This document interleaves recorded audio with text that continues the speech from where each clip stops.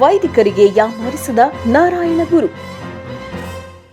ನಾರಾಯಣ ಗುರು ಅಂದರೆ ನಮ್ಮ ದಕ್ಷಿಣ ಭಾರತದಲ್ಲೇ ಒಬ್ಬ ಅತಿದೊಡ್ಡ ಸಂತ, ಮಹಂತ. ನಮ್ಮ ಸಮಾಜದಲ್ಲಿದ್ದಂತಹ ಅನೇಕ ಲೋಪದೋಷಗಳನ್ನು, ಜಾತಿ ಪದ್ಧತಿಯನ್ನು, ಮೇಲು ಕೀಳು ಅನ್ನುವಂತಹ ಅಸಮಾನತೆಯನ್ನು ಒಡೆದೋಡಿಸಿ ಮಾನವ ಜಾತಿ ಎಲ್ಲ ಒಂದೇ, ಮಾನವ ಕುಲ ಎಲ್ಲ ಒಂದೇ ಎಂಬುದಾಗಿ ಸಾರಿದಂತಹ ಅತಿದೊಡ್ಡ ಸಮಾಜ ಸುಧಾರಕ. ಅವರು ಈ ಸಮಾಜದಲ್ಲಿ ಕೆಲಸ ಮಾಡ್ತಾ ಇರುವಾಗ, ಯಾರು ಸಮಾಜೋ ಧಾರ್ಮಿಕ ಅಥವಾ ಸಮಾಜೋ ಆಧ್ಯಾತ್ಮಿಕ ಕೆಲಸ ಮಾಡ್ತಾ ಇರ್ತಾರಲ್ಲ, ಅಂಥವರು ತಮಗೆ ಎದುರಾಗುವಂತಹ ಕಷ್ಟಗಳನ್ನು ಯಾವ ರೀತಿ ಬಹಳ ಸುಲಭವಾಗಿ, ಜಾಣತನವಾಗಿ ಅದನ್ನು ನಿಭಾಯಿಸ್ತಾರೆ, ಅದನ್ನು ತಪ್ಪಿಸ್ಕೊಳ್ತಾರೆ ಅನ್ನೋದಕ್ಕೆ ನಾರಾಯಣ ಗುರುವರ ಒಂದು ಜೀವನದಲ್ಲಿ ನಡೆದಂತಹ ಘಟನೆ ಏನಿದೆಯಲ್ಲ, ಆ ಘಟನೆ ವೈದಿಕರಿಗೆ ಯಾಮಾರಿಸ್ದಂಗೆ ಆಗಿಬಿಡ್ತದೆ. ಅಂದರೆ ವೈದಿಕರಿಗೆ ಚಳ್ಳೆಹಣ್ಣು ತಿನ್ನಿಸ್ತಾರೆ ಅಂತಾರಲ್ಲ, ಹಾಗೆ ವೈದಿಕರಿಗೆ ಚಳ್ಳೆಹಣ್ಣು ತಿನ್ನಿಸಿದಂತಹ ಒಂದು ಪ್ರಸಂಗ ಅವರ ಜೀವನದಲ್ಲಿ ಬರ್ತದೆ.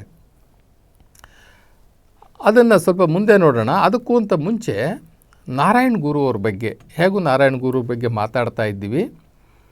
ಅವರು ಏನು ಚಮತ್ಕಾರ ಮಾಡಿ ವೈದಿಕರನ್ನು ಯಾಮಾರಿಸಿದ್ರು ಅಂತ ತಿಳ್ಕೊಳ್ಳೋದಕ್ಕೆ ಮುಂಚೆ ಅವ್ರ ಬಗ್ಗೆ ಒಂದು ಸ್ವಲ್ಪ ತಿಳ್ಕೊಳ್ಳೋದು ಬಹಳ ಒಳ್ಳೆಯದು. ಯಾಕಂದರೆ ಯಾವುದೋ ಒಂದು ಮಹರ್ಷಿ ಏನು ಮಾಡಿದ್ರು ಅನ್ನೋದಕ್ಕಿಂತ ಅವರ ವ್ಯಕ್ತಿತ್ವ, ಅವರ ಹಿನ್ನೆಲೆ, ಇದನ್ನೆಲ್ಲ ಸ್ವಲ್ಪ ನಾವು ತಿಳ್ಕೊಂಡ್ರೆ ನಮಗೊಂದಷ್ಟು ಅವ್ರ ಬಗ್ಗೆ ಒಳ್ಳೆಯ ಅಭಿಪ್ರಾಯ ಬರ್ತದೆ, ಒಳ್ಳೆಯ ಜ್ಞಾನ ಬರ್ತದೆ ನಮಗೆ. ಅವ್ರದ್ದು ಒಂದು ಸಂಕಲ್ಪ ಇತ್ತು. ಭಾರತೀಯ ಸಮಾಜದಲ್ಲಿ ಇದ್ದಂತಹ ಅಸಮಾನತೆ, ಮೇಲು ಕೀಳು, ಜಾತಿ ವರ್ಗ, ಈ ಭೇದ ಭಾವ ಇವೆಲ್ಲವನ್ನು ಕೂಡ ಗಮನಿಸಿದಂಥವರು ಅವರೊಂದು ಸಂಕಲ್ಪವನ್ನು ತೊಟ್ಟಿದ್ದರು. ಏನು ಅಂತಂದರೆ, ಈ ಭಾರತ ದೇಶದಲ್ಲಿ ಒಂದೇ ಜಾತಿ ಇರಬೇಕು, ಒಂದೇ ಧರ್ಮ ಇರಬೇಕು, ಒಬ್ಬನೇ ದೇವನಿರಬೇಕು, ಒಂದೇ ಕುಲ ಅಂದರೆ ಒಂದೇ ಜಾತಿ ಅಂದರೆ ಮಾನವ ಜಾತಿ, ಒಂದೇ ಧರ್ಮ ಅಂತಂದರೆ ಅದು ಭಾರತೀಯ ಧರ್ಮ ಯಾವುದೇ ಆಗಲಿ, ಅದು ಒಂದೇ ಧರ್ಮ, ಅದು ಶಿವನ ಧರ್ಮ ಆಗಬೇಕು. ಒಬ್ಬನೇ ದೇವನಂತಂದರೆ ಆ ನಿರಾಕಾರ ಶಿವ ಒಬ್ಬನೇ ದೇವರು. ಇನ್ನು ಒಂದೇ ಕುಲ ಅಂದರೆ ಅದು ಕೂಡ ಮಾನವ ಕುಲ.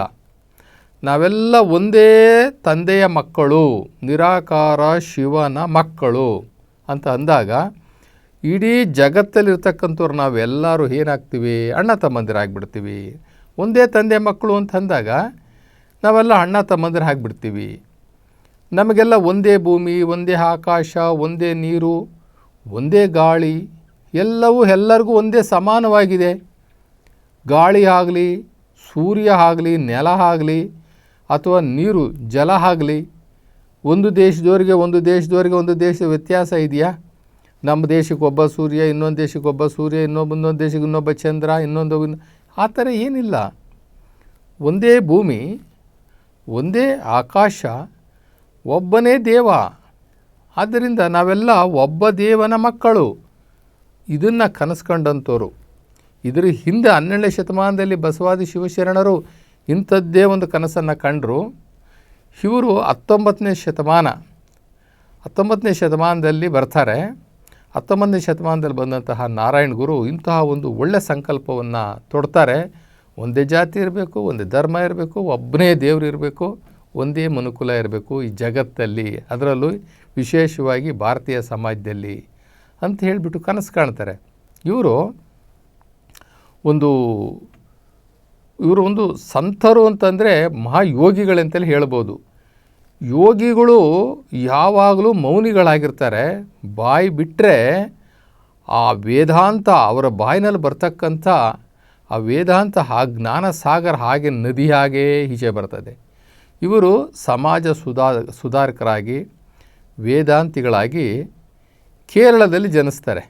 ಕೇರಳದ ತಿರುವಂಕೂರು ಜಿಲ್ಲೆಯ ಒಂದು ಚಂಪಂಜುಟ್ಟಿ ಹಳ್ಳಿ ಅನ್ನುವಂತಹ ಹಳ್ಳಿನಲ್ಲಿ ಇವರು ಜನಿಸ್ತಾರೆ. ಇವರ ತಂದೆ ಮದನ್ ಅಸಾದ್ ಅಂತ, ಮದನ್ ಅಸಾದು, ತಾಯಿ ಕುಟ್ಟಿಯಮ್ಮ ಅಂತ, ಕುಟ್ಟಿಯಮ್ಮ. ಇವರ ಒಂದು ಪವಿತ್ರ ಗರ್ಭದಲ್ಲಿ ನಾರಾಯಣ ಗುರು ಜನಿಸ್ತಾರೆ. ಇವರ ಕುಲಕಸಬೇನು? ಇವರ ಕುಲಕಸಬು ಆಯುರ್ವೇದ. ಆಯುರ್ವೇದ ಅಂದರೆ ಗಿಡಮೂಲಿಕೆಗಳಿಂದ ಔಷಧಿಯನ್ನು ತಯಾರು ಮಾಡುವಂತಹ ನಾಟಿ ವೈದ್ಯರು ಅಂತ ಹೇಳ್ತೀವಲ್ಲ, ವೃತ್ತಿಪರ ನಾಟಿ ವೈದ್ಯರು.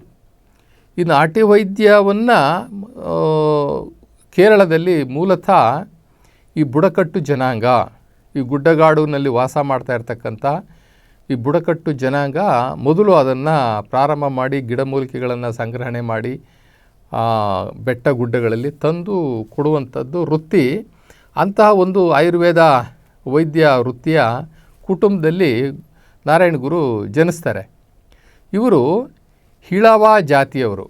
ಹಿಳವ ಅಂತಕ್ಕಂಥ ಒಂದು ಶೋಷಿತ ಸಮಾಜ, ಅಂದರೆ ಹಿಂದುಳಿದ ವರ್ಗದಲ್ಲಿ ಬರ್ತದೆ, ಹಿಳವ ಜಾತಿ ಅಂತ ಹೇಳ್ಬಿಟ್ಟು. ಆ ಹಿಳವ ಜಾತಿಯವರು ನಾರಾಯಣ ಗುರುಗಳು. ಇವರು ಅದೇ ಕೇರಳದಲ್ಲಿ ಜನಿಸಿ ಹೋದಂತಹ ಸುಮಾರು ಕ್ರಿಸ್ತಪೂರ್ವ 3-4ನೇ ಶತಮಾನದಲ್ಲಿ ಇದ್ದಂತಹ ಶಂಕರಾಚಾರ್ಯರು. ಆ ಶಂಕರಾಚಾರ್ಯರ ಅದ್ವೈತ ಸಿದ್ಧಾಂತದ ಮೇಲೆ ಬಹಳ ಅಧ್ಯಯನ ಮಾಡ್ತಾರೆ. ಅದ್ವೈತ ಸಿದ್ಧಾಂತ ಮತ್ತು ಶಂಕರಾಚಾರ್ಯರು ಹೆಚ್ಚು ಇವ್ರ ಮೇಲೆ ಪ್ರಭಾವ ಬೀರ್ತಾರೆ. ತುಂಬ ಚೆನ್ನಾಗಿ ಎಲ್ಲವನ್ನು ಕೂಡ ಓದ್ಕೊಳ್ತಾರೆ. ಅದ್ವೈತ ಸಿದ್ಧಾಂತದಲ್ಲಿ ಅವರು ಬಹಳ ಪರಿಣಿತರಾಗ್ತಾರೆ, ಗಟ್ಟಿಗರಾಗ್ತಾರೆ. ಆದರೂ ಏನು ಮಾಡೋದು, ವಿಪರೀತ ಆ ಸಮಾಜವನ್ನು, ಆ ಕೇರಳದಲ್ಲಿ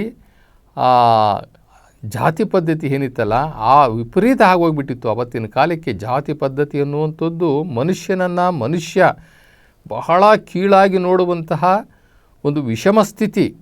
ಇದು ಯಾವ ದೇಶದಲ್ಲೂ, ಯಾವ ಭೂಪಟದಲ್ಲಿ ಎಲ್ಲೂ ಕೂಡ ನಮ್ಮ ದೇಶದಲ್ಲಿದ್ದಂತಹ ವಿಪರೀತ ಜಾತಿ ಪದ್ಧತಿ ಬೇರೆ ಎಲ್ಲೂ ಕೂಡ ಇದ್ದಿರಲಿಲ್ಲ ಅಂತ ಅನಿಸುತ್ತೆ ನಮಗೆ.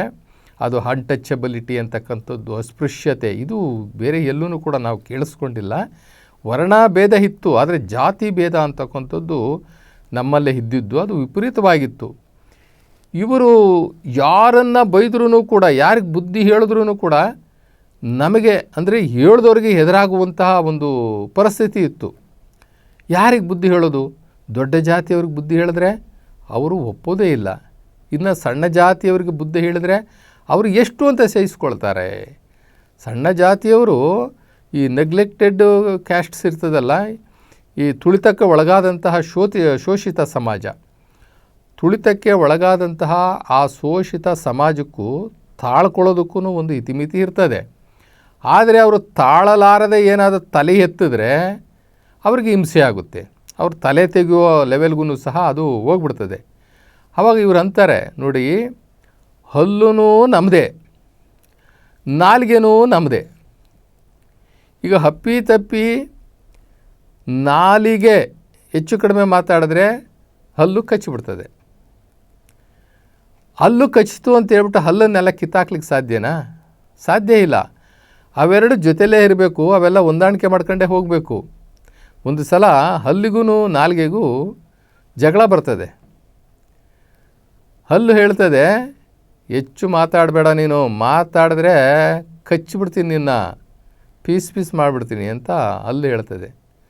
ಅದಕ್ಕೆ ನಾಲಿಗೆ ಹೇಳ್ತದೆ, ನಾನೇನಾದ್ರೂ ಸ್ವಲ್ಪ ಎಡವಟ್ಟಾಗಿ ಮಾತಾಡಿದ್ರೆ ನೀನು ಎಲ್ಲ ಉದುರಿಸ್ಬಿಡ್ತಾರೆ ಜನ ಅಂತೇಳಿ ಇಬ್ಬರು ಜಗಳ ಆಡ್ತಾ ಇರ್ತಾರೆ. ನೋಡ್ಬಿಡೋಣ ಅಂತ ಹೇಳಿಬಿಟ್ಟು ಒಂದು ಸಲ ಏನು ಮಾಡುತ್ತೆ, ಹಲ್ಲು ನಾಲಿಗೆನ ಕಚ್ಚಿಬಿಡ್ತದೆ. ನಾಲಿಗೆ ಏನು ಮಾಡ್ತದೆ ನೋಡಿ, ಈಗ ನಾನೇನು ಮಾಡ್ತೀನಿ ಅಂತೇಳ್ಬಿಟ್ಟು ಯಾರೋ ಒಬ್ಬ ಅಲ್ಲಿ ಹೋಗ್ತಾ ಇರ್ತಾನೆ, ಅವನ್ನ ಕರೆದ್ಬಿಟ್ಟು ಅಸಹ್ಯವಾಗಿ ಆತನ್ನು ಬೈಯುವಂಥ ಕೆಲಸವನ್ನು ನಾಲಿಗೆ ಮಾಡುತ್ತೆ. ಅವನಿಗೆ ಕೋಪ ಬಂದು ಏನು ಮಾಡ್ತಾನೆ, ನಾಲ್ಕು ಬಿಡ್ತಾನೆ, ಹಲ್ಲು 4-5 ಬಿದ್ದೋಗುತ್ತೆ ಕೆಳಗಡೆ. ಆವಾಗ ಹೇಳ್ತು, ನೋಡ್ದಾ, ನನ್ನಿಂದ ನೀನು, ನಿನ್ನಿಂದ ನಾನು, ನಾವಿಬ್ಬರು ಜೊತೆಯಾಗಿರಬೇಕು, ಚೆನ್ನಾಗಿರಬೇಕೇ ಹೊರತು ಒಬ್ರಿಗೊಬ್ಬರು ನಾವು ಜಗಳ ಮಾಡ್ಕೊಳ್ಬಾರ್ದು. ನನ್ನಿಂದಲೂ ನಿನಗೆ ಕೆಲಸ ಆಗಬೇಕು, ನಿನ್ನಿಂದಲೂ ನನಗೆ ಕೆಲಸ ಆಗಬೇಕು. ನೀನು ಹಗಿಯುವಾಗ ನಾನೇನು ಸುಮ್ಮನಿರ್ತೀನ, ನಾನು ಎಲ್ಲ ತಳ್ಳಿ ತಳ್ಳಿ ತಳ್ಳಿ ತಳ್ಳಿ ನಿನಗೆ ಕೊಡ್ತೀನಲ್ಲ ಅಂತ ಹೇಳ್ತಾ ಇದೆ ನಾಲಿಗೆ. ಆವಾಗ ಅದು ಹೇಳುತ್ತೆ, ಹೌದು ನೀನು ತಳ್ಳಿ ತಳ್ಳಿ ಕೊಡುವಾಗ ನಾನು ನಿನ್ನನ್ನು ಕಚ್ಚಬಾರ್ದು ಅಂತಂದ್ಬಿಟ್ಟು ನಾನು ನೋಡ್ಕೊಳ್ತೀನಲ್ವಾ ಅಂತ. ಆವಾಗ ಇವೆರಡು ಫ್ರೆಂಡ್ಶಿಪ್ ಆಗ್ತಾವಂತೆ. ಹಾಗೆ ಇಲ್ಲಿ ಉತ್ತಮ ಜಾತಿಯವರು ಮತ್ತು ಈ ಶೋಷಿತ ಸಮಾಜದವರು ಯಾವಾಗಲೂ ಘರ್ಷಣೆಯಲ್ಲಿ ಇದ್ದೇ ಇರ್ತಾರೆ. ಯಾವುದೇ ಕಾಲಮಾನದಲ್ಲೂ ಕೂಡ ಒಂದಲ್ಲ ಒಂದು ಘರ್ಷಣೆ, ನಾನು ಹೆಚ್ಚು ಅಂತಕ್ಕಂಥದ್ದು. ಅದರಲ್ಲೂ ಕೂಡ ಈ ವೈದಿಕ ಧರ್ಮದಲ್ಲಿರ್ತಕ್ಕಂಥವ್ರು ವೈದಿಕರು ಅಂತ ಅನಿಸ್ಕೊಂಡವ್ರಂತೂ ಅವರು ಕಾಂಪ್ರಮೈಸ್ ಆಗೋದೇ ಇಲ್ಲ. ಸೊ ಅದು ಬೇರೆ. ಇನ್ನು ಉಳಿದಂಥವ್ರು ಕ್ಷತ್ರಿಯರು, ವೈಶ್ಯರು, ಶೂದ್ರರು ಇವರೆಲ್ಲ ಇದ್ದರೆ ಅವರಲ್ಲೂ ಕೂಡ ಜಾತಿ ಭೇದ ಇದ್ದೇ ಇರ್ತದೆ. ಇವರು ನಾರಾಯಣ ಗುರುಗಳು ಯಾರಿಗೂ ಕೂಡ ಹೇಳೋಕ್ಕಾಗ್ದಲೇ ಏನು ಮಾಡಿದ್ರು ಅಂತಂದರೆ, ಯಾಕೆ ಈ ಥರ ವ್ಯತ್ಯಾಸಗಳಿದ್ದಾವೆ, ಇದರಲ್ಲಿ ಏನಾರು ವೇದದಲ್ಲಿ ಇವರು ವೇದಗಳನ್ನು ಜಾಸ್ತಿ ಓದ್ತಾರಲ್ಲ ಈ ವೈದಿಕರು, ವೇದದಲ್ಲಿ ಏನಾದರೂ ವ್ಯತ್ಯಾಸ ಇದೆಯಾ, ಉಪನಿಷತ್ತದಲ್ಲಿ ಏನಾದರೂ ವ್ಯತ್ಯಾಸ ಇದೆಯಾ, ತರ್ಕದಲ್ಲಿ ಏನಾದರೂ ವ್ಯತ್ಯಾಸ ಇದೆಯಾ, ವ್ಯಾಕರಣದಲ್ಲಿ ಏನಾದರೂ ವ್ಯತ್ಯಾಸ ಇದೆಯಾ ಅಂತ ತಿಳ್ಕೊಂಡು ಅವರು ಎಲ್ಲವನ್ನು ಕೂಡ ಅಧ್ಯಯನ ಮಾಡ್ತಾರೆ. ವೇದ, ಉಪನಿಷತ್ತು, ತರ್ಕ, ವ್ಯಾಕರಣ ಹೀಗೆ ಎಲ್ಲವನ್ನು ಕೂಡ ತುಂಬ ಚೆನ್ನಾಗಿ ತಿಳ್ಕೊಳ್ಬೇಕು, ಜ್ಞಾನ ಸಂಪಾದನೆ ಮಾಡಬೇಕು ಅನ್ನುವಂಥ ದೃಷ್ಟಿಯಲ್ಲಿ ಹೆಚ್ಚು ಅಧ್ಯಯನ ಮಾಡ್ತಾರೆ.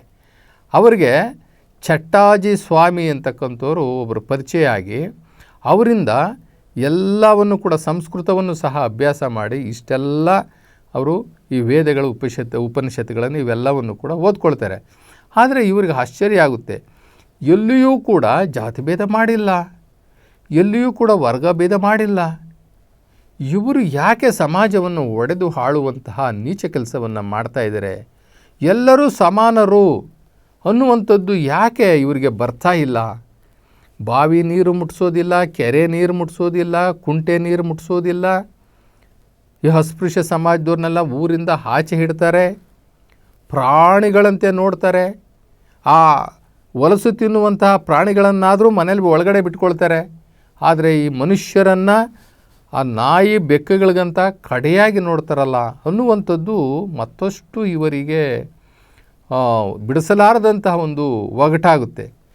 ಇವರು ಅಲ್ಲಿ ಇಲ್ಲಿ ದೇವಸ್ಥಾನಗಳಿಗೆ ಹೋಗೋದು, ಆ ದೇವಸ್ಥಾನಗಳಲ್ಲಿ ಬೈಸ್ಕೊಂಡು ಬರುವಂಥದ್ದು, ಆ ದೇವಸ್ಥಾನಗಳಲ್ಲಿ ಒಂದು ಅಸ್ಪೃಶ್ಯತೆ ಆಚರಣೆ ಪ್ರಾರಂಭ ಆಗಿದ್ದೇ ದೇವಸ್ಥಾನಗಳಲ್ಲಿ ಅಂತ ಹೇಳಬಹುದು. ದೇವಸ್ಥಾನದಲ್ಲಿ ಅಸ್ಪೃಶ್ಯತೆಯ ಅದೊಂದು ಕೇಂದ್ರ, ಅವತ್ತಿನ ಕಾಲಕ್ಕೆ ಅಸ್ಪೃಶ್ಯತೆಯ ಕೇಂದ್ರವೇ ಆಗಿತ್ತು ಆ ದೇವಸ್ಥಾನಗಳು. ಈಗ ಉಳ್ಳವರಿಗೆ ಒಂದು ದೇವಸ್ಥಾನ, ನೀಚರಿಗೆ ಒಂದು ದೇವಸ್ಥಾನ, ಉತ್ತಮ ಜಾತಿಯವರಿಗೆ ಒಂದೊಂದು ದೇವರುಗಳು, ತುಳಿತಕ್ಕೆ ಒಳಗಾದಂತಹ ಕಡೆಗಣಿಸಲ್ಪಟ್ಟಂಥ ಅವರಿಗೆ ಒಂದು ಶೂದ್ರಾರಾಧನೆಯ ದೇವರುಗಳು. ದೇವರ ವಿಷಯದಲ್ಲೂ ಸಹ ಅನೇಕ ವೈವಿಧ್ಯತೆಯನ್ನು ನಾವು ಅವತ್ತಿನ ಕಾಲದಲ್ಲಿ ನೋಡ್ತಾಯಿದ್ರು. ಈ ನಾರಾಯಣ ಗುರುವ್ರಿಗೆ ಏನು ಮಾಡ್ತಾರೆ, ಈ ಅಸ್ಪೃಶ್ಯತೆಯ ಕೇಂದ್ರಗಳಾಗಿರ್ತಕ್ಕಂಥ ದೇವಸ್ಥಾನಗಳಿಗೆ ಹೋಗಿ ಅಲ್ಲಿ ಆ ಶಿಲಾಮೂರ್ತಿಗಳಿಗೆ ತಲೆಬಾಗಿ ವೈದಿಕರು ತಾವು ಕಲ್ಪಿಸಿಕೊಂಡು ಮನುಷ್ಯನ ರೂಪವನ್ನು ಕೊಟ್ಟು ಆರಾಧನೆ ಮಾಡುವಂತಹ ಆ ದೈವಗಳನ್ನು ಅಥವಾ ಆ ದೇವತೆಗಳನ್ನು ತಪ್ಪಿಸ್ಬೇಕು ಅಂತ ಹೇಳಿಬಿಟ್ಟು ಏನು ಮಾಡ್ತಾರೆ ಅಂತಂದರೆ, ಇವರು ನದಿ ಒಳಗಡೆ ಎಲ್ಲೋ ಒಂದು ಕಡೆ ಬಿದ್ದಂತಹ ಒಂದು ಲಿಂಗದ ರೂಪದಲ್ಲಿರ್ತಕ್ಕಂಥ ಒಂದು ಶಿಲೆಯನ್ನು ತೊಗೊಂಬರ್ತಾರೆ. ಆ ಶಿಲೆಯನ್ನು ತೊಗೊಂಡು ಬಂದು ಇವರು ಒಂದು ಕಡೆ ಸ್ಥಾಪನೆ ಮಾಡ್ತಾರೆ. ಸ್ಥಾಪನೆ ಮಾಡಿಬಿಟ್ಟು, ನೋಡ್ರಪ್ಪ ನೀವು ಆ ದೇವಸ್ಥಾನಗಳಿಗೆ ಅಲ್ಲಿ ಇಲ್ಲಿ ಹೋಗುವಂಥ ಅಭ್ಯಾಸ ಇದ್ದರೆ ಅಲ್ಲಿ ಹೋಗಿ ಚೀತು ಅನ್ನಿಸ್ಕೊಂಡು ಆಚೆ ನಿಲ್ಲಿಸ್ಕೊಂಡು ಪೂಜೆ ಪ್ರಸಾದ ಅಂತ ಅನ್ನಿಸ್ಕೊಂಡು ತೀರ್ಥ ಅಂತ ಅನ್ನಿಸ್ಕೊಂಡು ಹೋಗಬೇಡಿ, ನೀವೇ ಇಲ್ಲಿ ಪೂಜೆ ಮಾಡ್ಕೊಳ್ಳಿ. ಇಲ್ಲಿ ಯಾವ ಪೂಜಾರಿನೂ ಇರುವುದಿಲ್ಲ, ನೀವೇ ಪೂಜಾರಿಗಳು, ನಿಮಗೆ ಲಿಂಗಕ್ಕೆ ಮತ್ತು ನಿಮಗೆ ನೇರವಾದ ಸಂಪರ್ಕ, ಅದರಿಂದ ನೀವೇ ಇಲ್ಲಿ ಪೂಜೆ ಮಾಡ್ಕೊಳ್ಳಿ ಅಂತ ಹೇಳ್ಬಿಟ್ಟು ಇವರು ಒಂದು ಬೈಲಿನಲ್ಲಿ ಒಂದು ಲಿಂಗವನ್ನು ಇಟ್ಟುಬಿಡ್ತಾರೆ ತಂದು. ಆ ಲಿಂಗವನ್ನು ಇಟ್ಟಾಗ ಏನಾಗುತ್ತೆ ಅಂತಂದರೆ ದೊಡ್ಡ ಗಲಾಟೆನೇ ಆಗೋಗ್ಬಿಡ್ತದೆ. ಶೂದ್ರ ಸಮಾಜದ ಶೂದ್ರಾತಿ ಶೂದ್ರ ಜಾತಿಯಲ್ಲಿ ಹುಟ್ಟಿರ್ತಕ್ಕಂಥ ನಾರಾಯಣ ಗುರು ಅವನು ನಮ್ಮ ಶಾಸ್ತ್ರ ವೇದ ಪುರಾಣಗಳನ್ನು, ನಮ್ಮ ಶಾಸ್ತ್ರಿಗಳನ್ನು, ನಮ್ಮ ಅರ್ಚಕರನ್ನು ಕಡೆಗಣಿಸಿ ಅವನು ಲಿಂಗವನ್ನು ಸ್ಥಾಪನೆ ಮಾಡಿದ್ದಾನೆ. ಲಿಂಗವನ್ನು ಸ್ಥಾಪನೆ ಮಾಡಿರೋದು ಮಹಾ ತಪ್ಪು. ಧಾರ್ಮಿಕ ಆಚರಣೆಗಳು ಏನಿದ್ರೂ ಕೂಡ ನಮಗೆ ಸೇರ್ತಕ್ಕಂಥದ್ದು. ನಾವು ದೇವರ ಸಮಾನವಾಗಿರ್ತಕ್ಕಂಥವ್ರು ನಾವು ಅಂಥೇಳಿ ವೈದಿಕರು ಗಲಾಟೆ ಮಾಡ್ತಾರೆ. ಅವತ್ತಿನ ಕಾಲಕ್ಕೆ ದೇವರು, ಧರ್ಮ, ಸಂಸ್ಕೃತಿಗಳು ಇವೆಲ್ಲವೂ ಕೂಡ ಅವರ ಸ್ವತ್ತಾಗಿತ್ತು. ಇನ್ನು ವೇದಗಳು ಅವರ ಸ್ವತ್ತಾಗಿತ್ತು.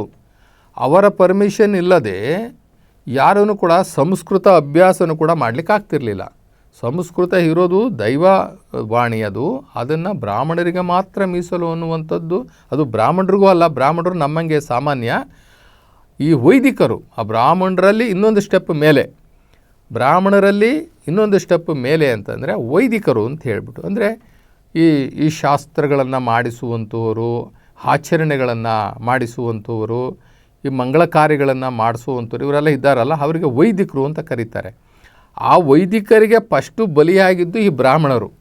ನಂತರ ದಿನಗಳಲ್ಲಿ ವೈಶ್ಯರು, ಶೂದ್ರರು, ಈ ರೀತಿ ಎಲ್ಲರೂ ಅವರು ಕೂಡ ಶರಣಾಗ್ತಾರೆ. ಇಲ್ಲಿ ಅವರು ದೇವರ ವಿಚಾರದಲ್ಲಿ ಏನೇ ಮಾಡಬೇಕಾದ್ರೆ ವೈದಿಕರೇ ಮಾಡಬೇಕು, ಶಾಸ್ತ್ರಿಗಳೇ ಮಾಡಬೇಕು, ಪುರೋಹಿತರುಗಳೇ ಮಾಡಬೇಕು ಅಂತಕ್ಕಂಥದ್ದಿತ್ತು. ಅಂಥದ್ರಲ್ಲಿ ನಾರಾಯಣ ಗುರುಗಳು ನದಿಯಲ್ಲಿ ಸಿಕ್ಕಿದಂತಹ ಲಿಂಗದ ರೂಪದ ಒಂದು ಶಿಲೆಯನ್ನು ತಂದು ಸ್ಥಾಪನೆ ಮಾಡಿದ್ದು ಅಲ್ಲಿ ಎಲ್ಲ ಗೊತ್ತಾಗಿ ಇಡೀ ಕೇರಳದಲ್ಲಿರ್ತಕ್ಕಂಥ ಎಲ್ಲ ಶಾಸ್ತ್ರಿಗಳು ಕೂಡ ಒಂದಾಗಿ ಇವರನ್ನು ಅದನ್ನು ವಿರೋಧ ಮಾಡ್ತಾರೆ.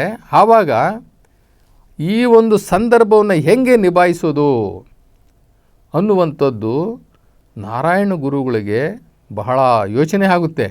ನೋಡಿ, ಯಾವತ್ತೂ ಕೂಡ ಜ್ಞಾನಿಗಳು ಸಂಘರ್ಷಕ್ಕೆ ಅವಕಾಶ ಕೊಡೋದಿಲ್ಲ. ಅವರು ಜ್ಞಾನದ ರೂಪದಲ್ಲೇ ಅವರಿಗೆ ಉತ್ತರ ಕೊಡ್ತಾರೆ. ಜ್ಞಾನಿ ಆದವರು ಜ್ಞಾನಿಯ ರೂಪದಲ್ಲೇ ಅವರಿಗೆ ಉತ್ತರ ಕೊಡ್ತಾರೆ. ಆವಾಗ ಬಂದಂತಹ ವಿಪತ್ತು, ಇನ್ನು ಇವತ್ತು ಆವಾಗ ವೈದಿಕರು ಹೇಳಿದ್ರೆ ಇಡೀ ಊರೇ ಬರ್ತಾಯಿತ್ತು ಅವರ ಪರವಾಗಿ. ಎಲ್ಲರೂ ನಾರಾಯಣ ಗುರುಗಳ ವಿರುದ್ಧವಾಗಿ ಬರ್ತಾರೆ. ಆವಾಗ ನಾರಾಯಣ ಗುರು ಹೇಳ್ತಾರೆ, ಏನಪ್ಪ ನಿಮ್ಮ ಸಮಸ್ಯೆ ಅಂತಾರೆ. ನೀನು ಇಲ್ಲಿ ಲಿಂಗವನ್ನು ಸ್ಥಾಪನೆ ಮಾಡಿದ್ಯಾ, ಈ ಶಿವನ ಮೂರ್ತಿಯನ್ನು ಸ್ಥಾಪನೆ ಮಾಡಿದ್ಯಾ. ಈ ಶಿವನ ಮೂರ್ತಿಯನ್ನು ಸ್ಥಾಪನೆ ನೀನು ಮಾಡಬಾರ್ದು, ನೀನು ಕೀಳು ಜಾತಿಯವನು.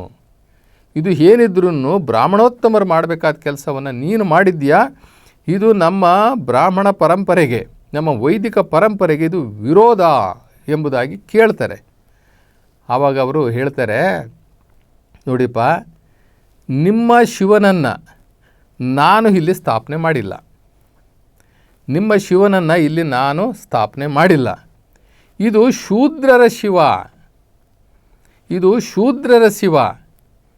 ಇದು ನಿರಾಕಾರ. ನಾನು ಸ್ಥಾಪನೆ ಮಾಡಿರ್ತಕ್ಕಂಥ ಈ ಲಿಂಗ ಇದೆಯಲ್ಲ, ಇದು ನಿರಾಕಾರ ಶಿವನ ಕುರುಹು, ಈ ನಿರಾಕಾರ ಶಿವನ ಲಿಂಗ. ನಿಮ್ಮ ಶಿವ ಪಾರ್ವತಿಪತಿ ಶಿವ, ನಿಮ್ಮ ಶಿವ ಯೋಗಿ ಶಿವ, ನಮ್ಮ ಶಿವ ಪರಶಿವ. ಅದರಿಂದ ನಿಮ್ಮ ಶಿವನನ್ನು ನಾವು ಇಲ್ಲಿ ಸ್ಥಾಪನೆ ಮಾಡಿಲ್ಲ. ಇದು ಶೂದ್ರರ ಶಿವ ಆಗಿದ್ದರಿಂದ ನಾವೇ ಸ್ಥಾಪನೆ ಮಾಡ್ಕೊಂಡಿದ್ದೀವಿ. ಅದರಿಂದ ನೀವಿಲ್ಲಿ ಬಂದರೆ ನಿಮಗೇ ಮಲಿನ ಆಗುತ್ತೆ, ನೀವೇ ಮಲಿನ ಆಗಿಬಿಡ್ತೀರಾ ಅಂದ್ಬಿಟ್ಟು ನಾವು ನಿಮ್ಮನ್ನು ಕರೆಸಿಲ್ಲ. ನಿಮ್ಮ ಪಾವಿತ್ರತೆಯನ್ನು ಕಾಪಾಡಲಿಕ್ಕೋಸ್ಕರ ನಾವು ನಿಮ್ಮನ್ನು ಕರೀಲಿಲ್ಲ. ಇದು ಏನಿದ್ರೂ ಇದು ಶೂದ್ರರ ಶಿವ.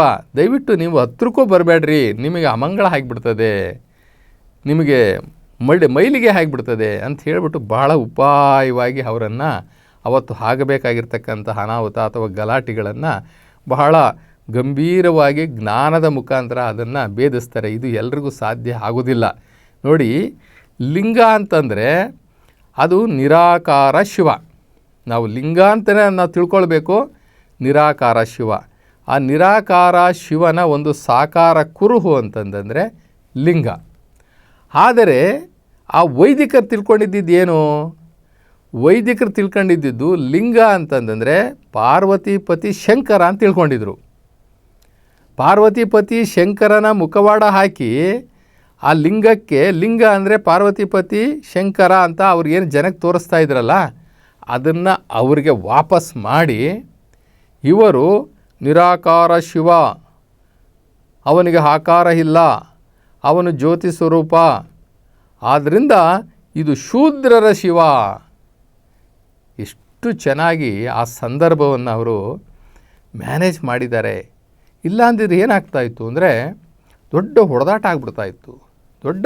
ಇವತ್ತು ನಾವು ನೋಡ್ತೀವಿ ಕೋಮುಗಲಭೆಗಳನ್ನು, ಜಾತೀಯ ಮತೀಯ ಈ ಏನು ಮೂಲಭೂತವಾದಿಗಳು ಅಂತ ಹೇಳ್ತೀವಲ್ಲ, ಈ ಮೂಲಭೂತವಾದ ನಾನು ತಿಳ್ಕೊಂಡಿರೋದು ಸರಿ, ನಾನು ತಿಳ್ಕೊಂಡಿದ್ದಂಗೆ ಈ ಸಮಾಜ ನಡಿಬೇಕು, ನನ್ನ ಪುರಾತನರು ಏನು ಹೇಳಿದ್ದಾರೆ, ನನ್ನ ಶಾಸ್ತ್ರ ಏನು ಹೇಳ್ತಾ ಇದೆ, ನನ್ನ ಶಾಸ್ತ್ರವೇ ಸರಿ, ನನ್ನ ಕಟ್ಟುಪಾಡುಗಳೇ ಸರಿ, ಅದನ್ನು ಯಾರಾದ್ರೂ ಕೂಡ ಅದನ್ನು ಮೀರಿದರೆ ನಾವು ಸುಮ್ಮನಿರೋದಿಲ್ಲ ಅಂತ ಹೇಳ್ತಾರಲ್ಲ, ಆ ವಾದ ಇದೆಯಲ್ಲ, ಆ ವಿತಂಡವಾದ ಇದೆಯಲ್ಲ, ಅದಕ್ಕೆ ಮೂಲಭೂತವಾದ ಅಂತಾರೆ. ಸಮಾಜ ಪರಿವರ್ತನೆ ಆಗ್ತಾ ಹೋಗ್ತಾ ಇರ್ತದೆ, ಅವರು ಪರಿವರ್ತನೆ ಆಗೋದಿಲ್ಲ. ಇವಾಗ ನಾವು ಹೇಳ್ತೀವಿ, ಒಂದು ಕಾಲದಲ್ಲಿ ಇತ್ತು ಏನಂತ ಅಂದರೆ, ಸಗಣಿಯನ್ನು ತಂದು ಸಗಣಿಗೆ ಒಂದಿಷ್ಟು ಗರಿಕೆಯನ್ನು ಇಟ್ಟು ಸಗಣಿ ಮುದ್ದೆ ಮಾಡಿಬಿಡೋದು, ಸಗಣಿ ಮುದ್ದೆಗೆ ಒಂದೆರಡು ಗರಿಕೆಯನ್ನು ಸಿಕ್ಕಿಸ್ಬಿಟ್ಟು ಅರ್ಶಿನ ಕುಂಕುಮ ಇಟ್ಬಿಟ್ರೆ ಅದೇನಾಯಿತು, ಅದು ವಿನಾಯಕ ಆಯಿತು. ಇದನ್ನು ಇವತ್ತಿನ ಹುಡುಗರಿಗೆ ಹೇಳಕ್ಕೆ ಹೋದರೆ ಅದನ್ನು ನಂಬ್ತಾರಾ? ನಂಬೋದಿಲ್ಲ. ಅಂದರೆ ಅದೇ ಒಂದು ವಾದ, ಅದು ಬೇಡ ಅಂತ ಹೇಳೋದು ಏನಾಗುತ್ತೆ ಅಂತಂದರೆ ಅದು ಏನೋ ವಿರೋಧ ಮಾಡ್ದಂಗೆ ಆಗುತ್ತೆ. ಹೀಗೆ ಸಮಾಜ ಬದಲಾವಣೆ ಆದಂಗೆ ನಾವು ಕೂಡ ಬದಲಾವಣೆ ಆಗಬೇಕು. ಸಂಶೋಧನೆ ಅಂತಕ್ಕಂಥದ್ದು ಎಲ್ಲ ಕ್ಷೇತ್ರದಲ್ಲೂ ಕೂಡ ಸಂಶೋಧನೆ ಆಗ್ತಾ ಇರ್ತದೆ. ಪರಿವರ್ತನೆ ಅಂತಕ್ಕಂಥದ್ದು ಜಗದ ನಿಯಮ. ನಾವು ಅಜ್ಞಾನದಿಂದ ವಿಜ್ಞಾನದ ಕಡೆಗೆ, ವಿಜ್ಞಾನದಿಂದ ಬ್ರಹ್ಮಜ್ಞಾನದ ಕಡೆಗೆ ಪಯಣ ನಿರಂತರವಾಗಿ ಸಾಕ್ತಾನೇ ಇರಬೇಕು. ನಾವು ಯಾವುದೋ ಕ್ರಿಸ್ತ ಪೂರ್ವದಲ್ಲೋ ಅಥವಾ ಇನ್ಯಾವುದೋ ಓಬಿರಾಯನ್ ಕಾಲದಲ್ಲೋ ಇನ್ಯಾವುದೋ ಕಾಲದಲ್ಲಿ ಇರೋದನ್ನೇ ನಾವು ಹಿಡ್ಕೊಂಡು ಬಿಟ್ಟು ವಾದ ಮಾಡ್ತೀವಲ್ಲ, ಅದಕ್ಕೆ ಮೂಲಭೂತವಾದ ಅಂತ ಹೇಳ್ತೀವಿ. ಹಾಗೆ ಈ ಮೂಲಭೂತವಾದಿಗಳಾಗಿದ್ದಂತಹ ಈ ಅರ್ಚಕರು ಏನು ಇವರ ಮೇಲೆ ಬಂದು ಒಂದು ಗಲಾಟೆ ಮಾಡಬೇಕು ಅಂತ ಬಂದ್ರಲ್ಲ, ಎಷ್ಟು ಸುಲಭನಾಗಿ, ಎಷ್ಟು ಬಹಳ ಉಪಾಯದಿಂದ ಅಂತಹ ಒಂದು ಪರಿಸ್ಥಿತಿಯನ್ನು ಹೆಂಗೆ ಪಾರು ಮಾಡಿದ್ರು ನೋಡ್ರಿ. ನಿಮ್ಮ ಶಿವನೇ ಬೇರೆ, ನಮ್ಮ ಶಿವನೇ ಬೇರೆ. ನಮ್ಮ ಶಿವ ಶೂದ್ರರ ಶಿವ, ನಿಮ್ಮ ಶಿವ ಪಾರ್ವತಿಪತಿ ಶಿವ ಶಂಕರ ಅವನು. ಅದರಿಂದ ಆ ಶಂಕರನನ್ನು ನಾವಿಲ್ಲಿ ಸ್ಥಾಪನೆ ಮಾಡಿಲ್ಲ. ಇದು ಶೂದ್ರರ ಶಿವ, ಇದು ನಿರಾಕಾರ ಶಿವ. ಆದ್ದರಿಂದ ನಿಮ್ಮನ್ನು ನಾವು ಏನಕ್ಕೆ ಕರೆಸಲಿಲ್ಲ ಅಂದರೆ, ಇದು ಶೂದ್ರರ ಶಿವ ಆಗಿದ್ದರಿಂದ ನಿಮ್ಮನ್ನು ಕರೆಸಲಿಲ್ಲ. ನಿಮ್ಮ ಪಾವಿತ್ರತೆಯನ್ನು ನಾವು ಕಾಪಾಡಿದ್ದೀವಿ, ನಿಮ್ಮ ಶ್ರೇಷ್ಠತೆಯನ್ನು ನಾವು ಕಾಪಾಡಿದ್ದೀವಿ ಅಂತ ಹೇಳಿ ಆ ಸಂದರ್ಭವನ್ನು ಭೇದಿಸಿಕೊಟ್ಟಂತಹ, ಆ ಸಂದರ್ಭವನ್ನು ಬಹಳ ತಿಳಿ ಮಾಡಿದಂತಹ ಆ ಮಹಾತ್ಮ, ಅದು ಹೇಗೆ ಅವ್ರಿಗೆ ಮೈಂಡಿಗೆ ಇದು ಬಂತು, ಅದು ಯಾವತ್ತೂ ಅಷ್ಟೇ. ಮಹಾತ್ಮರೇ ಯಾರು ಶಿವತತ್ವಜ್ಞಾನಿಗಳು, ಶಿವಾಚಾರಿಗಳಾಗಿದ್ದಾರಲ್ಲ, ಅವರು ಇಂತಹ ಎಷ್ಟೋ ಸಂದರ್ಭಗಳನ್ನು ಬಹಳ ಸರಳವಾಗಿ ಬಿಡಿಸಿಬಿಡ್ತಾರೆ. ಅವರು ಅಷ್ಟಕ್ಕೆ ಬಿಡಲಿಲ್ಲ. ಇವರೇನು ಮಾಡಿದ್ರು ಅಂದರೆ, ಸಮಾಜ ಪರಿಪಾಲನಾ ಯೋಗಂ ಅಂತ ಹೇಳಿಬಿಟ್ಟು ಒಂದು ಸಂಸ್ಥೆಯನ್ನು ಕಟ್ತಾರೆ. ಸಮಾಜ ಪರಿವರ್ತನಾ ಸಂಗಮ್ ಅಂತ ಹೇಳಿಬಿಟ್ಟು ಒಂದು ಸಮಾಜವನ್ನು ಹುಟ್ಟಾಕ್ತಾರೆ. ಅಲ್ಲಿ ಈ ನಿರಾಕಾರ ಶಿವತತ್ವದ ಬಗ್ಗೆ ಅವರಿಗೆ ಹೇಳ್ಕೋತಾ ಹೋಗ್ತಾರೆ. ಪರಮಾತ್ಮ ನಿರಾಕಾರ, ಒಬ್ಬನೇ ಶಿವ, ಒಬ್ಬನೇ ತಂದೆ, ನಾವೆಲ್ಲ ಒಂದೇ ತಂದೆಯ ಮಕ್ಕಳು, ನಮಗೆಲ್ಲ ಒಂದೇ ನೆಲ ಜಲ, ನಮಗೆ ಈ ಭಾರತೀಯ ಸಮಾಜದಲ್ಲಿ ಒಂದೇ ಜಾತಿ ಇರಬೇಕು, ಅದು ಮಾನವ ಜಾತಿಯಾಗಿರಬೇಕು, ಒಂದೇ ದೇವರಾಗಬೇಕು, ಅದು ಶಿವ ಆಗಬೇಕು. ನೋಡ್ರಿ ಎಷ್ಟು ಚೆನ್ನಾಗಿ ಹೇಳಿದ್ದಾರೆ ಅಂದರೆ, ಒಂದೇ ಜಾತಿ ಆಗಬೇಕಂತೆ ಅದು ಮಾನವ ಜಾತಿ, ಒಂದೇ ದೇವರಾಗಬೇಕಂತಂದರೆ ಅವನು ಶಿವ ಆಗಬೇಕು, ಒಂದೇ ಧರ್ಮ ಯಾವುದು, ನಮ್ಮ ಭಾರತೀಯ ಸಮಾಜದಲ್ಲಿ ಒಂದೇ ಧರ್ಮ ಶಿವಧರ್ಮ ಆಗಬೇಕು ಅನ್ನುವಂಥದ್ದು. ಕೊನೆಗೆ ಇವ್ರು ಏನು ಮಾಡ್ತಾರೆ ಅಂತಂದರೆ, ಆ ಸಂಘಟನೆಯೆಲ್ಲ ದೊಡ್ಡದು ಮಾಡ್ತಾ ಒಂದು ಶಿವಗಿರಿ ಅನ್ನುವಂಥದ್ದನ್ನು ಒಂದು ಸ್ಥಾಪನೆ ಮಾಡ್ತಾರೆ. ಅಲ್ಲೊಂದು ಹತ್ತಿರದಲ್ಲಿ ಒಂದು ಶಿವಗಿರಿ, ಅಲ್ಲಿ ಬರೀ ಯೋಗ ಮಾಡೋದಷ್ಟೇ. ಯೋಗ ಮಾಡಿಸಿ ಜನಗಳಿಗೆ ಜ್ಞಾನೋದಯ ಮಾಡಿಸ್ತಾರೆ. ಅವರು ಒಂದು ಆಧ್ಯಾತ್ಮಿಕ ಸಂಸ್ಕಾರ ಕೊಡುವಂತಹ ಕಾರ್ಯವನ್ನು ಆರಂಭಿಸ್ತಾರೆ. ಎಲ್ಲ ಕೆಳಸ್ಥ ಸಮುದಾಯದವರಿಗೆ ಮೊದಲು ಸಂಸ್ಕಾರ ಕೊಡ್ತಾರೆ. ಮೊದಲು ಪ್ರತಿಯೊಬ್ಬ ಮನುಷ್ಯನಿಗೂ ಬೇಕಾಗಿರ್ತಕ್ಕಂಥದ್ದು ಸಂಸ್ಕಾರ. ಅದು ಎಂಥ ಸಂಸ್ಕಾರ? ಆಧ್ಯಾತ್ಮಿಕ ಸಂಸ್ಕಾರ ಬೇಕು. ಆಧ್ಯಾತ್ಮ ಸಂಸ್ಕಾರದ ಜೊತೆಗೆ ನಾವು ಹೆಂಗೆ ಸಮಾಜದಲ್ಲಿರಬೇಕು. ಸಮಾಜ ಶುದ್ಧಿ ಅಂದರೆ ಸುಮ್ಮನೆ ಅಲ್ಲ. ನಾವು ಮೊದಲು ನಮ್ಮ ಬಸವಣ್ಣವ್ರು ಹೇಳ್ದಂಗೆ ಅಂತರಂಗ ಶುದ್ಧಿ, ನಂತರ ಬಹಿರಂಗ ಶುದ್ಧಿ. ನಾವು ಪ್ರತಿಯೊಬ್ಬ ಮನುಷ್ಯನೂ ಈ ಸಮಾಜದ ಒಂದು ಬಿಡಿ ಭಾಗಗಳಾಗಿರೋದ್ರಿಂದ ನಾವು ಸರಿ ಹೋದರೆ ಮಾತ್ರ ಒಂದು ಉತ್ತಮ ಸಮಾಜವನ್ನು ನಾವು ನೋಡಬಹುದು. ಮನುಷ್ಯನು ಸರಿಯೋಗದೇ ಇರದೆ ನಾವು ಒಂದು ಒಳ್ಳೆಯ ಸಮಾಜವನ್ನು ಸೃಷ್ಟಿ ಮಾಡಲಿಕ್ಕೆ ಆಗೋದಿಲ್ಲ. ಅವರು ಆ ಶಿವಗಿರಿನ ಸ್ಥಾಪನೆ ಮಾಡಿ ಶಿವಗಿರಿಯಲ್ಲಿ ಸಮಾಜೋ ಆಧ್ಯಾತ್ಮಿಕ ಸಂಸ್ಕಾರ್ಯ ಕಾರ್ಯಗಳನ್ನು ಪ್ರಾರಂಭ ಮಾಡಿ ಜನಗಳಿಗೆ ಸಂಸ್ಕಾರ ಕೊಡ್ತಾರೆ. ಇಲ್ಲಿ ಇವರ ಒಂದು ಬುದ್ಧಿವಂತಿಕೆಯ ವಿಚಾರ ಇವತ್ತೂ ಕೂಡ ಕೇರಳದಲ್ಲಿ ಮಾತಾಡ್ತಾರೆ. ಏನು ಅಂತಂತಂದರೆ, ನಮ್ಮ ಶಿವ ಬೇರೆ, ನಿಮ್ಮ ಶಿವ ಬೇರೆ, ನಮ್ಮ ಶಿವ ಬೇರೆ, ನಿಮ್ಮ ಶಿವ ಬೇರೆ ಅನ್ನುವಂಥದ್ದು ಇವತ್ತು ಕೇರಳದಲ್ಲಿ ಮನೆ ಮಾತಾಗಿರ್ತಕ್ಕಂಥ ವಿಚಾರ. ಸಂದರ್ಭಕ್ಕೆ ತಕ್ಕಂತೆ ನಾವು ಏನು ಮಾಡಬೇಕು ಅಂತಂದರೆ, ಯಾರೋ ಒಬ್ಬರು ಬರ್ತಾರೆ ನಮ್ಮ ಮೇಲೆ ಏನೋ ಜಗಳ ಮಾಡ್ತಾರೆ. ನಮ್ಮ ದೇವರನ್ನು ನೀನು ಬೈದ್ಬಿಟ್ಟಂತೆ, ನಮ್ಮ ದೇವರು ಅಪ್ಪ, ನಿಮ್ಮ ದೇವರೇ ಬೇರೆ, ನಮ್ಮ ದೇವರೇ ಬೇರೆ, ನಿಮ್ಮ ದೇವ್ರು ನಿಮಗೆ, ನಮ್ಮ ದೇವ್ರು ನಮಗೆ, ನಿಮ್ಮದು ಶ್ರೇಷ್ಠತೆ, ನಂದು ಶ್ರೇಷ್ಠತೆ ಅಂತ ಅಂದ್ಬಿಟ್ರೆ ಆ ಸಂದರ್ಭದಲ್ಲಿ ಮುಗ್ದೋಯ್ತು. ಆದರೆ ಇಲ್ಲಿ ಪಾವಿತ್ರ್ಯತೆ ಬಹಳ ಮುಖ್ಯ. ಯಾವ ಶಿವನನ್ನು ಇವರು ಒಪ್ಕೊಂಡ್ರು ಅನ್ನೋದು ಮುಖ್ಯ. ಯಾವ ಶಿವನನ್ನು ಒಪ್ಕೊಂಡ್ರು? ವ್ಯಕ್ತಿ ಶಿವನನ್ನು ಒಪ್ಕೊಳ್ಳಿಲ್ಲ, ಆ ಶಕ್ತಿ ಶಿವನನ್ನು ಒಪ್ಕೊಂಡ್ರು, ಆ ನಿರಾಕಾರ ಶಿವನನ್ನು ಒಪ್ಕೊಂಡ್ರು. ಆ ನಿರಾಕಾರ ಶಿವನನ್ನು ನಾವು ಇಲ್ಲಿ ಸ್ಥಾಪನೆ ಮಾಡಿದ್ದೀವಿ ಅಂತ ಹೇಳಿದ್ರು. ಅಲ್ಲಿ ಅವರು ಎಂಥ ಸಂದರ್ಭದಲ್ಲೂ ಕೂಡ ಸತ್ಯನೇ ಹೇಳಿದ್ದಾರೆ, ಸತ್ಯವನ್ನೇ ಸಾಧನೆ ಮಾಡಿದ್ದಾರೆ. ಅದು ಶಿವ ಸಂಸ್ಕಾರದ ಮಾತುಗಳನ್ನೇ ಹೇಳಿದ್ದಾರೆ. ಆದ್ದರಿಂದ ಇಂತಹ ಮಹಾತ್ಮರು ಯಾವತ್ತೂ ಕೂಡ ನಮ್ಮ ಸಮಾಜಕ್ಕೆ ಆದರ್ಶ. ನಾವು ಸಾಧ್ಯವಾದರೆ ಇನ್ನೊಂದಷ್ಟು ವಿಚಾರಗಳನ್ನು ನಾರಾಯಣ ಗುರುಗಳ ಬಗ್ಗೆ ತಿಳ್ಕೊಳ್ಳುವಂಥ ಪ್ರಯತ್ನವನ್ನು ಮುಂದಿನ ದಿನಗಳಲ್ಲಿ ಮಾಡೋಣ.